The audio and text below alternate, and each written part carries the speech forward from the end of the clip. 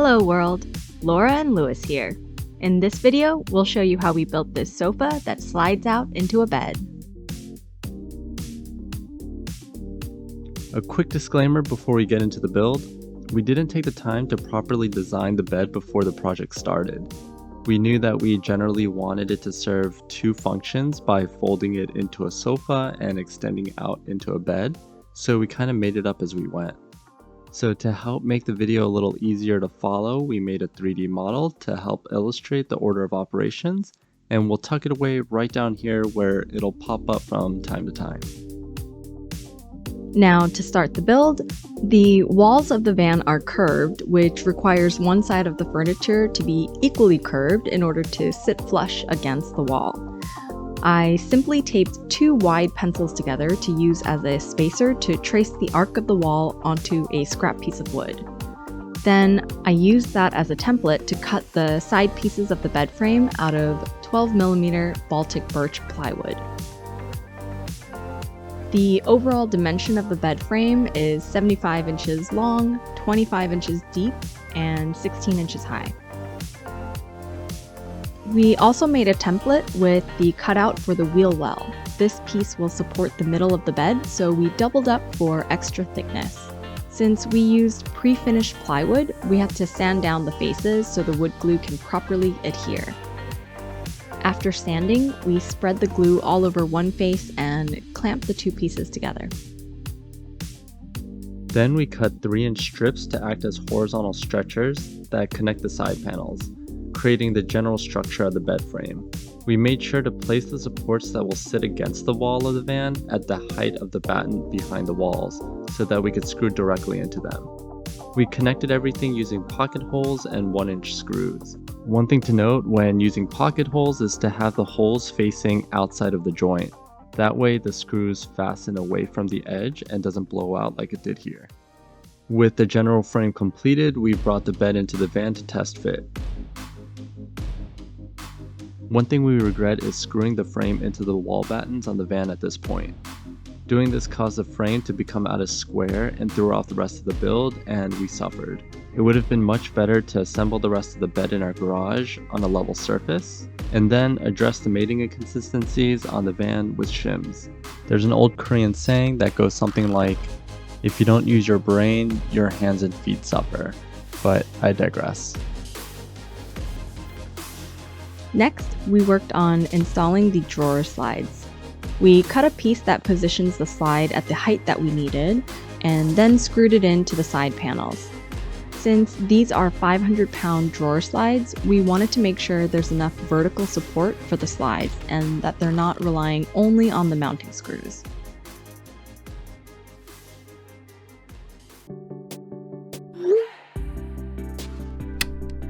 Of course, Layla had to make sure we were doing everything correctly.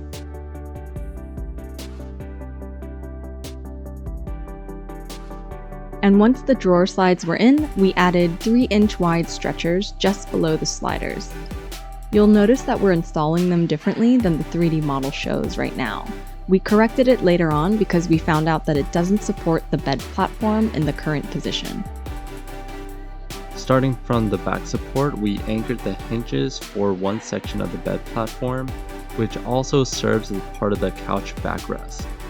We used long piano hinges and cut them to size because we felt that a long continuous hinge wasn't necessary, and we could also save a minuscule amount of weight.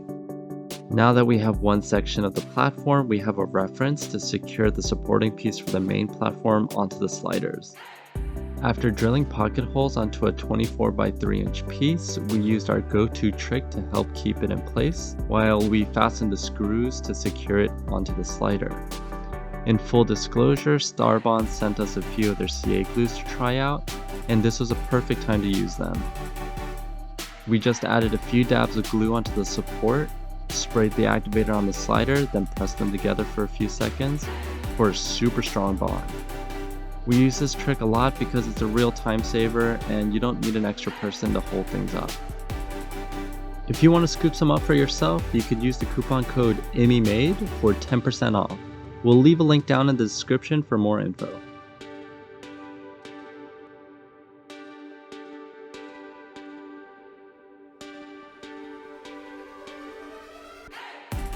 Next, we brought over the main platform, which will serve as the main seating portion at 19 inches deep. We attached it using the pocket holes on the support. We thought we could get away with using a slider on each end, but the length of the platform caused it to bow in the middle, so we added another 500-pound slider on the center support. Like before, we used Starbond to hold the support in place while we pre-drilled and screwed everything in.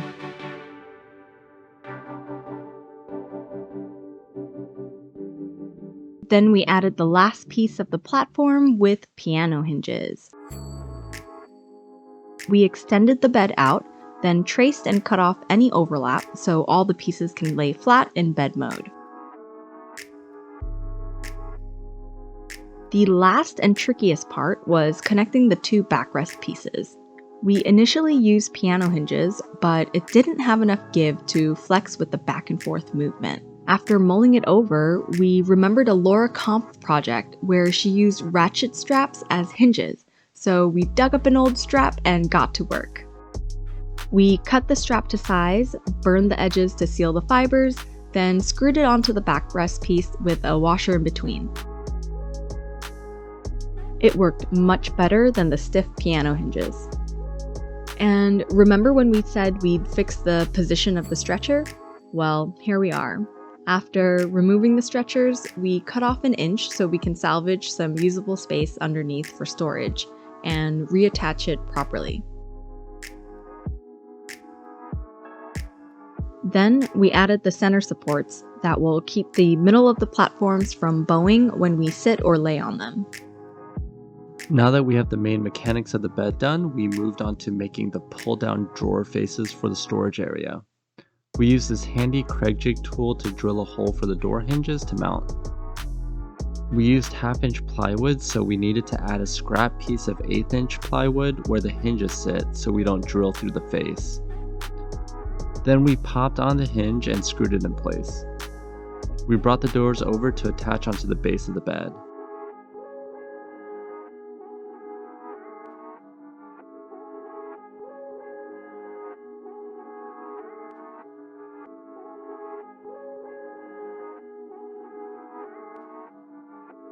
And to finish out the face of the couch, we added a strip of wood to mount on the main platform. This will be the main part we'll use to pull out into bed mode, so we cut out a handhold. We drilled 2 1-inch holes a few inches apart and then jigsaw the edges of the hole together. Easy peasy. Then we secured it in place with a handful of L brackets.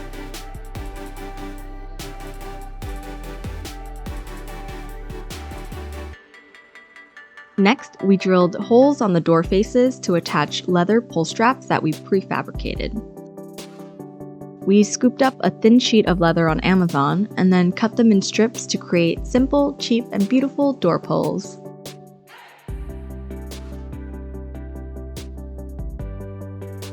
Then we made a stopper for the bed to keep it in place while we're driving around. We drilled a small pilot hole through both the side wall of the bed and the platform support attached to the slider. Then we drilled a 3/4-inch hole with a Forstner bit. To make the actual stopper, we drilled a 3/4-inch hole partway through a piece of scrap wood so we can fit a dowel snugly in with wood glue. To make sure that it's extra secure, we drove a screw in from the top down to keep it in place.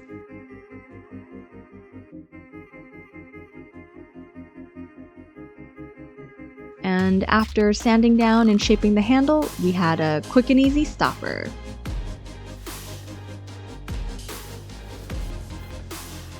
Once the details were complete, we laid on the cushion. We ordered a full-size Japanese shigibuton. It's only about 2 inches thick, but it's so much more comfortable for us than those foamy plush mattresses that just suck you in. We happen to have a fluffy duvet cover at home that fit over the futon perfectly. And with that, we have a fully functioning bed and couch. We can convert from couch to bed pretty quickly by removing the stopper, sliding it out, and flattening out the futon. We'll store the blanket and pillows in the overhead storage above the driver's seat so it'll be out of sight during the day, and then pull them out when we're ready to go to bed for the night. Although we struggled a bit through the build, we love how everything came together in the end. Having a space that's multifunctional is so important when living in a small area. We are so glad we were able to make a comfortable living and sleeping space. If you enjoyed this build, please give us a like and leave a comment. We already have plans to rebuild this bed in the near future, so we'd love to hear suggestions for minimizing plywood and maximizing space. Thanks for watching!